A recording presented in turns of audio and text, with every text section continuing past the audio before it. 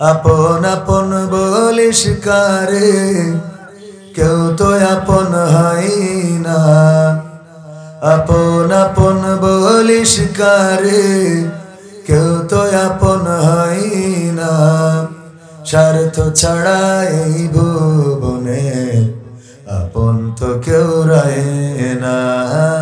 স্বার্থ ছাড়া এই ভুবনে আপন তো কেউ রয় না। আপন আপন বলো কারে, কেউ তো আপন হয় না। আপন আপন বলো কারে, কেউ তো আপন হয় না। স্বার্থ ছাড়া এই ভুবনে আপন তো কেউ রয় না। স্বার্থ ছাড়া এই ভুবনে আপন তো কেউ রয় না। চোখ বুঝিয়া ভাবর মন, কে তোমার আপন জন। ভালোবাসা পাওয়ার জন্য আছে কি কারণ? চোখ বুঝিয়া ভাবো মানুষ, কে তোমার আপন জন। ভালোবাসা পাওয়ার জন্য আছে কি কারণ? চোখের আড়াল হলে দেখিস, চোখের আড়াল হয়ে দেখিস, তোর কথা কেউ কয় না। স্বার্থ ছাড়া এই ভুবনে আপন তো কেউ রয় না। স্বার্থ ছাড়া এই ভুবনে আপন তো কেউ রয় না। কার জন্যে এই ভালোবাসা, টাকা ঘরার বাড়ি, মরার পরে কবরেতে রাখবে তাড়াতাড়ি। কার জন্যে এই ভালোবাসা, টাকা ঘরার বাড়ি, মরার পরে কবরেতে রাখবে তাড়াতাড়ি। বিনা লাভে বন্ধুরে কেউ, বিনা লাভে বন্ধুরে কেউ তুলার বোঝাও বই না। স্বার্থ ছাড়া এই ভুবনে আপন তো কেউ রয় না। স্বার্থ ছাড়া এই ভুবনে আপন তো কেউ রয় না। আপন আপন বলো কারে, কেউ তো আপন হয় না। আপন আপন বলিস কারে, কেউ তো আপন হয় না। স্বার্থ ছাড়া এই ভুবনে আপন তো কেউ রয় না। স্বার্থ ছাড়া এই ভুবনে আপন তো কেউ রয় না। ঠিক না বে ঠিক? স্বার্থ ছাড়া কি মানুষকে পাশে পাওয়া যায়? এমনকি যার সাথে রাত কাটান, আপনার সঙ্গিনী, আপনার ঘরকন্যা যার সাথে করেন, সেই স্ত্রীর অধিকার আদায়ে যদি আপনি ব্যর্থ হন, কেশবপুরের জমিনে যদি বাড়ি করে দেন, যদি তার 5 তলা বিল্ডিং প্রাসাদ লিখে দেন, যদি তার আইলা শাইলা বাইলা সোনা গয়না সব করে দেন, কিন্তু তার হক আদায় করতে যদি ব্যর্থ হন, অসুস্থ হয়ে পড়েন, ওই স্ত্রীও আপনার কথা তার ভালো লাগবে না, আপনার সাথে সংসার করতে চাইবে না। বলেন ঠিক না বেঠিক? তার মানে স্বার্থের ব্যাঘাত ঘটলে স্ত্রীও পাশে থাকে না। এমনকি সন্তান পিতাকে ডাকতে চায় না। বাবা যদি কোনো কারণে এক সন্তান একটু কষ্টে আছে, অভাবে আছে, এটা দেখে যদি 1 বিঘা জমি বেশি লিখে দেয়, আর একটা সন্তান কি বাবার এই সম্পদ লিখে দেওয়াটাকে মানতে পারে? না, পারে না। কারণ 1 বিঘা জমি চলে গেল, ভাইয়ের জন্যও ত্যাগ করতে রাজি নয়, বোনের জন্যও ত্যাগ স্বীকার করতে রাজি নয়। ওগো আমার ভাইরা, এই দুনিয়ায় স্বার্থ ছাড়া কোনো আপন মানুষ পাওয়া যায় না। সুতরাং বুঝতে হবে আপনকে। এই জমিনের উপরে আসমানের নিচে আপন বলে একজন আছে, যিনি বিপদেও ছেড়ে যান না, যিনি সুখের সময়ও পাশে থাকেন, কষ্টের সময়ও যিনি পাশে থাকেন। অনেকেই বলে যার কেউ নাই তার আল্লাহ আছে, আর আমি বলি যার সবাই আছে তারও আল্লাহ আছে। ঠিক না বেঠে? সুখের সময় যিনি পাশে থাকেন, তিনি আল্লাহ। আবার দুঃখের সময় যিনি পাশে থাকেন তিনি আল্লাহ। কিন্তু আমরা সুখের সময় আল্লাহকে ভুলে যাই আর দুঃখের সময় আল্লাহকে ডাকি। এই হলো আমাদের চরিত্র, বলেন ঠিক কিনা? আপন কাকে খুঁজবেন? কেউ তো আপন নয়। উদাহরণ যদি দিই, রাজনীতির কথা আমি তো তেমন বলি না, কিন্তু উদাহরণ দিতে যে কিছু রাজনীতির কথা বলা লাগছে। সেটা হলো এই বাংলাদেশে ঢাকা শহরে ধানমন্ডি 32 নম্বরে স্বাধীনতার মহান স্থপতি বঙ্গবন্ধু শেখ মুজিবুর রহমানের বাড়ি ছিল। কত স্মৃতি বিজড়িত বাড়ি। এই বাড়িটাই বঙ্গবন্ধু থেকেছে, খেয়েছে, ঘুরেছে, বেরিয়েছে, এমনকি জীবনের শেষ নিঃশ্বাসটা ওখানেই ত্যাগ করেছে। শেখ হাসিনা, শেখ রেহেনা, শেখ রাসেল, শেখ কামাল, শেখ জামাল, সবার স্মৃতি বিজড়িত বাড়ি। এমনকি ওই যে বঙ্গবন্ধুর স্ত্রী, নাম ভুলে যাচ্ছি, কি জানো, ফজিলাতুন্নেসা, তারও স্মৃতি বিজড়িত যে বাড়িটা, এই বাড়িটা ভেঙে তছনছ করে দেওয়া হলো। বুলডোজার গেল। ছাত্র জনতা অথবা বাংলাদেশের জনগণ যখন ভাঙল, বঙ্গবন্ধুর কত প্রেমিক আছে যারা জাতির পিতা বলে ঘোষণা দিয়েছে, তাদের জাতির পিতার বাড়িটা ভাঙা হলো। একজন মুরিদ সেখানে গেল না, একজন কর্মী গেল না। এত বড় বাঘা নেতা যারা বলল খেলা হবে, পালাবো না, এত বড় বড় নেতা কেউ গেল না। এমনকি সংসদে যারা গান শোনালো বাবার নামে, সেই বাবার নামে গান গাওয়া কোনো নেত্রীও সেখানে আসলো না। এটা প্রমাণ করে দেয় ওগো শেখ হাসিনা মানুষ তো চেনো নাই। দুনিয়ায় পেয়েছে যতদিন, গেয়েছে ততদিন, খেয়েছে যতদিন, গেয়েছে ততদিন, নিয়েছে যতদিন, গেয়েছে ততদিন। যখন বুঝেছে আর পাওয়া হবে না, আর নেওয়া হবে না, আর খাওয়া হবে না, তখন বলে দিয়েছে আর গাওয়া হবে না। ঠিক না বেঠে? আর গাওয়া হবে না। কাদের জন্য এত করো? কাদেরকে তুমি বন্দুকের লাইসেন্স দিয়েছিলে? কাদেরকে তুমি পিস্তলের লাইসেন্স দিয়েছিলে? কাদেরকে তুমি ছাত্র মারার জন্য অনুমোদন দিয়েছিলে? কাদেরকে তুমি আলেমদের হাতে হাত কড়া পরানোর পারমিশন দিয়েছিলে? কাদেরকে দিয়ে তুমি কোরআনের খাদেমদেরকে ফাঁসির কাস্টে ঝুলিয়েছিলেন? কাদেরকে দিয়ে তুমি গুম করিয়েছিলে, খুন করিয়েছিলে? এই তারাই তোমাকে ভুলে গিয়েছে। ওই বিদেশে বসে তারা বলে রাস্তায় নামো, লিফলেট বিতরণ করো, যাও, আন্দোলনে তোমরা সম্পৃক্ত হও। এই পাগলরা জানে না, বোঝেও না। এক শিয়ালের লেজ কাটা পড়ার কারণে ওই শিয়াল সবাইরে বুঝাইলো এই লেজ থেকে লাভটা কি, তার কাজটা কি, প্রয়োজনটা কি। যেমন আমার গালিব ভাই দাওয়াত তেমন পায় না বলে 80,000 90,000 টাকা নেয়, বুঝলেন? দাওয়াত পাইলে এই কথা বলতো না, কারণ একটা শিয়ালের লেজ কাটা। সে এই লেজ কাটা থাকার কারণে বলা শুরু করলো এই লেজ থেকে লাভ কি, কারণটা কি, দরকারটা কি, প্রয়োজনটা কি, বরং ক্ষতির মধ্যে পড়তে হয়। ওগো আমার ভাইয়েরা, মাথায় রাখবেন, যারা বিদেশে গিয়েছে ওরা তো বুঝেই গিয়েছে যে এই দেশে আর ফেরা হবে না, এই দেশে আর থাকা হবে না, দেশে গেলেই জেলে যাওয়া লাগবে। সুতরাং যারা ভালো আছে ওদের সাদা গায়ে কাদা লাগানোর দরকার। ওদেরকে এখন পাম মেরি রাস্তায় নামাইতে হবে যাতে করে ওরাও জেলে যাইতে পারে। ঠিক না বেঠে? কারণ তুমি এত বড় নেতা বললে যে পালাবো না, বললে তুমি চলে গেলে আর এখন কাউ লিফলেট নিয়ে রাস্তায় থাকতে আমার পাগল পাইছাও, কথা কয় না? এত পাগল আমি হইনি। তুমি রাস্তায় সামনে এসে নেতৃত্ব দাও, আমি তোমার পিছনে জয় বাংলা বলি কিনা দেখো, কথা কয় না? আর নেতৃত্ব সামনে না দিয়ে কোনো পাগল যদি রাস্তায় নামে, হয় বুঝতে হবে এটা মেন্টাল, আর তা না হলে বুঝতে হবে এর পা থেকে মাথা পর্যন্ত, মা থেকে পাতা পর্যন্ত না, পা থেকে মাথা পর্যন্ত পুরাটাই শয়তানে গ্রাস করে ফেলেছে। কারণ নিজের ভালো তো পাগলেও বোঝে, কথা কয় না? নিজের ভালো পাগলেও বোঝে না। পাগলের একটা সিড়া টাকা দিয়ে দেখেন দিন নিতে চাবে না, সিড়া টাকাতে কি করতে?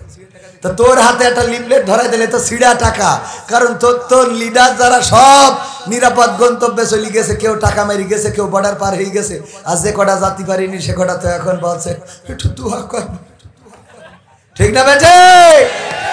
ক্ষমতায় কেউ স্থায়ী হয় না, হোক না সে হাসিনা কিবারে না, সে আরটা চিরকাল থাকে না। ক্ষমতায় কেউ স্থায়ী হয় না, মুজিবুর বেশি দিন থাকেনি, জিয়াউর কেউ তো রাখেনি, ঠিক না বেঠে?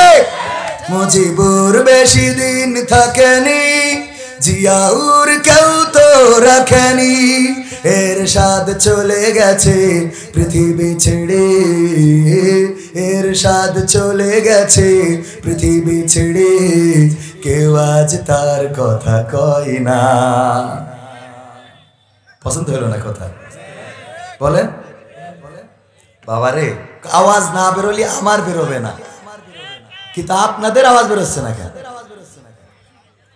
ক্ষমতায় কেউ স্থায়ী হয় না, হোক না সে হাসিনা কি বারে না, সে আরটা চিরকাল থাকে না।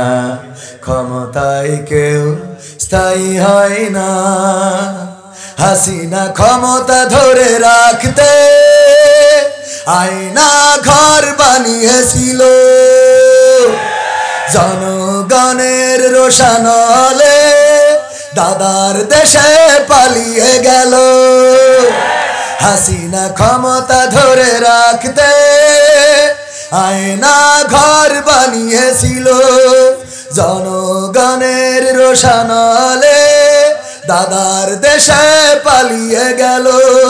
ডিবি হারুনের পাশে আর, ডিবি হারুনের পাশে আর পরিমণিদের দেখা যায় না, ঠিক না বেঠে? ক্ষমতায় কেউ স্থায়ী হয় না, হোক না সে হাসিনা কি বারে না, সে আরটা চিরকাল থাকে না। সে আর কি চিরকাল থাকে না? থাকে না।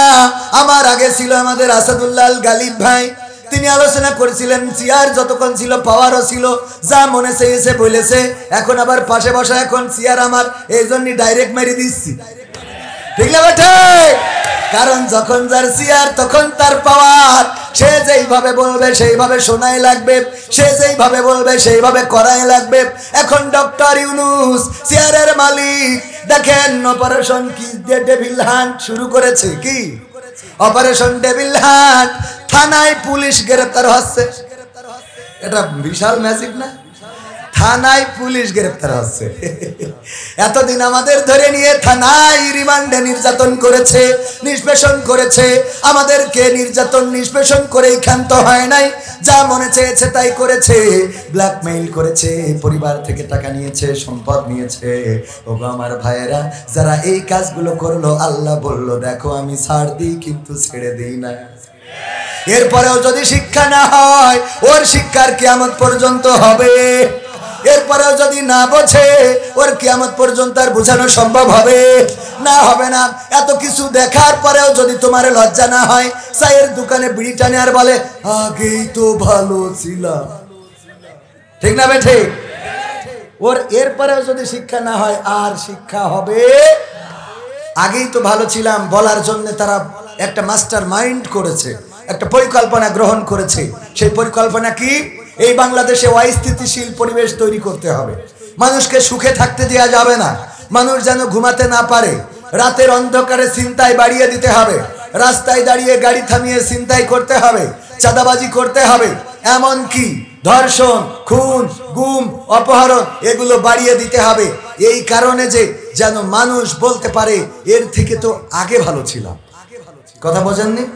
উদাহরণ দিতে যেয়ে যদি বলি, আল্লামা দেলোয়ার হুসাইন সাইদি একটা উদাহরণ ব্যবহার করেছিলেন অনেক আগে, সম্ভবত 2000 সালেরও আগে। উনি বললেন যে এক কাফন চোর মারা যাওয়ার সময় সন্তানদেরকে বলল, সবাই তো আমারে কাফন চোরা বলে, আমি মারা যাওয়ার পরে তোমরা এমন কিছু করবা যাতে অন্তত মানুষ আমারে ভালো বলে। মানুষ কি করে? আমারে ভালো বলে। আমি ভালো কাজ করার কারণে আমার আব্বার খুব ভালো বলে, এরকম মানুষ নাই যে তোমার থেকে তোমার আব্বা ভালো ছিল। এই কথা তোমার একটা বলে না, কয় তোমার আব্বা কি ছিল, তুমি তো তার থেকে ছাড়াই গেছো, এরকম অনেকেই বলে। আল্লাহ আব্বার থেকে তো আর ছাড়ানো যায় না।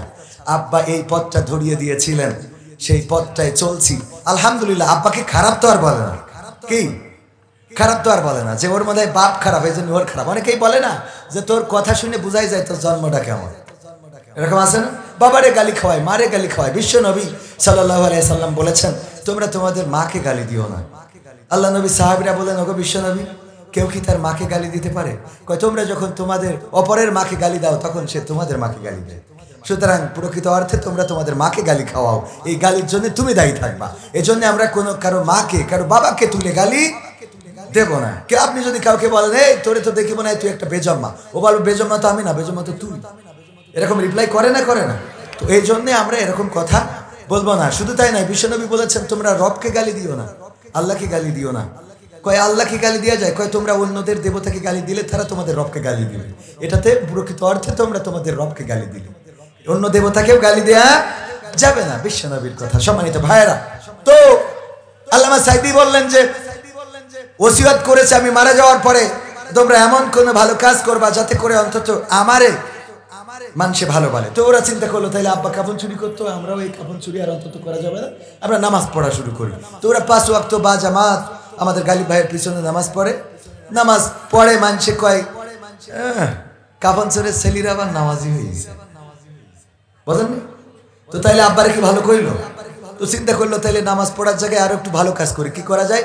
প্রতি ওয়াক্তে কিছু জিলেপি, কিছু তাবারক নিয়ে আসে মসজিদে, নিয়ে এসে যারা নামাজ পড়ে তাদেরকে খাওয়ায়। বাচ্চাদের জন্য চকলেট, কাঠি, লজেন্স এগুলো আয়োজন করে বাচ্চাদেরকে দিল, যে প্রতি ওয়াক্তে দেয়। কয়, এগুলো দেয় কে? কয়, ওই যে কাফন চোরা ছেলেরা দেয়। তাইলে কি আব্বারে ভালো কইলো? তাও কইলো না। ওরা পরামর্শ করলো, আমার আব্বা তো ভালো বলে না, কি করা যায়? কইলো, এর থেকে বড় কিছু করতে হবে। কি করা যায়? এলাকায় গরিব, দুঃখী, মিসকিন, এতিম, অসহায় যারা আছে, শীতের পোশাক নাই, আমরা তাদেরকে সহযোগিতা করব। তো সহযোগিতা করে, যার ঘর বাড়ি নাই ঘর করে দেয়, ছাগল নাই ছাগল দেয়, গরু নাই গরু দেয়। ছাগল নিয়ে টানতে টানতে যাচ্ছে, জিজ্ঞেস করলো, ছাগল কে দেছে? কয়, যে কাফন চোরা ছেলেরা দেছে। এত ভালো কাজ করেও তো আব্বারে ভালো কয় না। 3 ভাই আবার পরামর্শ করলো, ভাই তাও তো আব্বারে ভালো বলে না, এখন কি করা যায়? বললো, আমরা তাইলে কাফন চুরিতে ফিরে যাওয়া যায়। কাফন চুরিতে ফিরে আসছে, সবাই কয় কাফন চোরা ছেলেরা কাফন চোরাই হয়েছে। তাও আব্বারে তো ভালো কইলো না। এরপরে ডিসিশন নিল, ঠিক আছে, আমরা শুধু কাফন চুরি করব না, যেই কবরে কাফন চুরি করবো ওই কবরের লাশটা উঠাবো, পাশার মধ্যে একটা বাঁশ দেব, আর এই যে কেশবপুরের ওই মাইকেল মধুসূদন দত্তের ওই রাস্তায় ওখানে যে মূর্তি, ও এনে টানাই রাখবো। যখন এই কাজগুলো শুরু করেছে, লাশ থেকে কাফন তো চুরি করে করে লাশটারে উঠায়, বাঁশ একটা ঢুকায়ে ওই মোড়ের মধ্যে কেশবপুরে তেমাত নাই যখন রাখে, মানুষে কয়, এদের থেকে তো এদের বাপ ভালো ছিল। কথা কি বোঝা গেছে? এদের থেকে তো এদের বাপ ভালো ছিল, আব্বা ভালো ছিল। যে ওদের আব্বা শুধু কাফন চুরি করতো, এরা তো ডাইরেক্ট লাশটারে উঠায়া তার পিছনে বাঁশ ঢুকায়ে তারপরে এখানে দিয়ে রাখে। এদের থেকে এদের আব্বা ভালো ছিল। ওরা বলতেছে, আলহামদুলিল্লাহ, আজকে সাকসেস, অন্তত আমাদের আব্বার ভালো বলেছে। কথা বোঝেন নাই? তো এই কাজ করার জন্য সন্তানদেরকে লাগিয়ে দেওয়া হয়েছে, যে জাতির সন্তানেরা তোমরা রাজপথে না নামতে পারো, দিনের আলোতে না বের হতে পারো। প্রকাশ তো পেয়েই গেছে, তারা বলেছে, আমরা দিনের ঢাকায় যদি বেড়াতে না পারি, রাতের ঢাকায় কাউকে ঘুমাতে দেব না। এই জন্য পরিকল্পনা করে অন্যায়, অনাচার, পাপাচার, কদাচার বাড়িয়ে দেওয়া হচ্ছে। আর এইগুলো যেন করার পরে মানুষ যেন বলতে পারে, আগেই তো ভালো ছিলাম। কথা কি বোঝা গেছে? এই জন্য আগেই ভালো ছিলাম এই কথা বলতে দেওয়া হবে না। আর আমার প্রশাসনেরও অনেক ভাই আছে, আমাদের বেনজির সাহেব বলেছে যে 90% আল্লাহর ওলিদের লোক। বলেছে না বলে নাই? বেনজির বোঝেন তো? বেনজির আইজিপি সাহেব বলেছেন যে 90% আমাদের লোক। এই জন্য চোখের সামনে ছিনতাই হয়, পুলিশকে ডেকে পাওয়া যায় না। ও তো চাই যে হোক, আমরা একটু, কারণ ওই সময় মাল যেভাবে পেয়েছে সেভাবে টেনেছে, ঘুষ, খুন, গুম সবকিছুর লাইসেন্স ছিল। বলেন ঠিক কিনা? গতকালকেও পুলিশ উপস্থিত ছিল মাহফিলে। আমি বলেছি, পুলিশ আর জনগণের উপরে লাঠি ঘুরাতে পারবে না, জনগণ পুলিশের উপরে লাঠি ঘুরাবে।